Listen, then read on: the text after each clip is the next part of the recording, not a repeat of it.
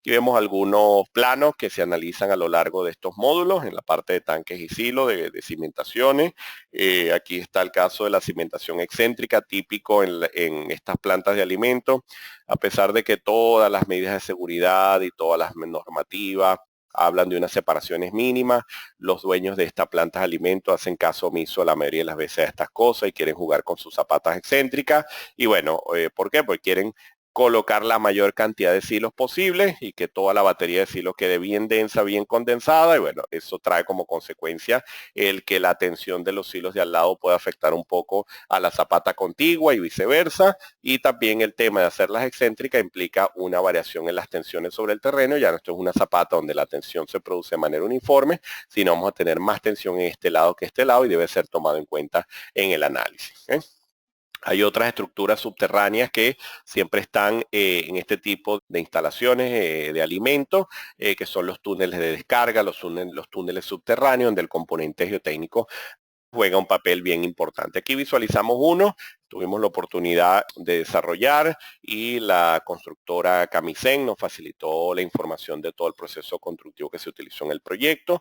Aquí el diseño fue bastante ambicioso, con cimentaciones superficiales, se hizo los dos análisis, la constructora al final decidió que con la cimentación superficial era la mejor solución para el proyecto y bueno, fíjense lo que les decía, en la parte central van los túneles que comunican. Esto es prácticamente un túnel subterráneo que comunica los diferentes silos de la planta y esto que se ve acá en esta imagen es la losa de fondo del silo que tiene unas aberturas establecidas ya por el fabricante para garantizar el proceso de aireación y de oxigenación del material contenido dentro del silo. Esto es sumamente importante para que no se dañe el grano o el material que está a gran profundidad dentro de la estructura de almacenamiento. Entonces, bueno, esto puede ser bien interesante porque las tensiones, el control de tensión y el control de deformación de esta estructura puede ser bien ambicioso. Tengan orden de magnitud con el tamaño acá de las personas y el diámetro que de la estructura. Este proyecto tenía, si no me equivoco, creo que eran 2 o 3 bases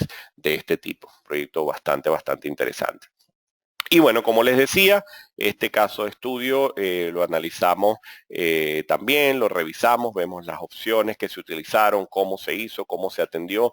Todas estas estructuras tenían muchos problemas por deformaciones diferenciales. Y bueno, aquí quien está participando y quien está dando las pautas es la estimación de asentamiento. Obviamente habrá que analizar el suelo para saber si son asentamientos de tipo elástico o por consolidación. Si son elásticos, entonces juega un papel muy importante la teoría de elasticidad.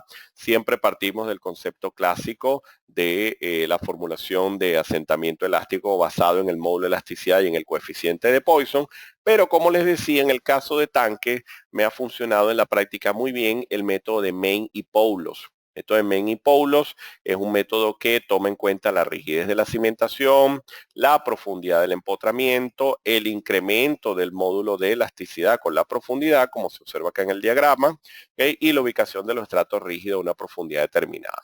Aparece esta ecuación genérica que está acá, esto sigue siendo el módulo de elasticidad y el Poisson, pero estos factores que están acá, bueno, este B sub E en realidad viene a ser el diámetro equivalente de la cimentación, pero estos factores que están acá se determinan con estas expresiones y con esta gráfica que le muestro acá. Entonces el método de Main y Poulos lo pudimos aplicar en varios proyectos, calibrado con topografía, medida en sitio durante tanto la investigación que había hecho la propia planta de alimentos como la que hicimos luego posteriormente, y de verdad que se cotejan bastante bien los resultados de este método versus lo que vas midiendo en sitio. Obviamente los factores que siempre hay que calibrar en función de la respuesta y según la data de campo y de laboratorio es el módulo de elasticidad y el Poisson, pero sobre todo el módulo de elasticidad.